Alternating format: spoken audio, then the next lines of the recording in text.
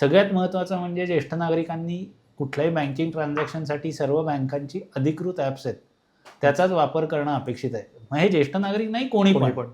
अगदी लहान मुलं सुद्धा आपण त्यांच्या हातात मोबाईल देतो तर ती पण आता सराईतासारखी व्यवहार करतात, ती कुठेही क्लिक करू शकतात. सो या गोष्टी लक्षात ठेवायला पाहिजेत. मग आपल्या मोबाईलवरती तुम्ही अधिकृत ॲपच डाउनलोड करावी किंवा व्हॉट्सअप किंवा मेसेजेसमध्ये अनेकदा URLs येतात.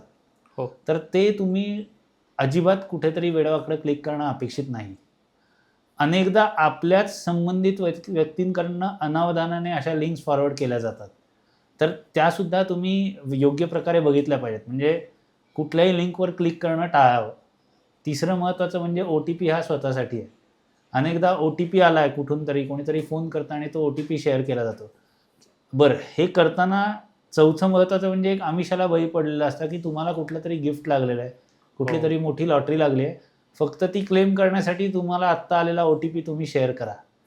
ह्या प्रकारे कुठेतरी आमिष दाखवल्यानंतर माणसं त्या लोभाला बळी पडतात.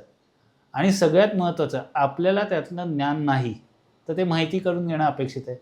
RBI कहता है सतर्क रहे जानकार बनिये. सो हे जे कॅम्पेन आहे त्याच्या माध्यमातून ह्या डिजिटल फ्रॉडला आपण किंवा ऑनलाईन व्यवहारांना आपण बळी पडू नये याच्यासाठी RBI किंवा सर्व माध्यमांमधून प्रयत्न केले जात आहेत.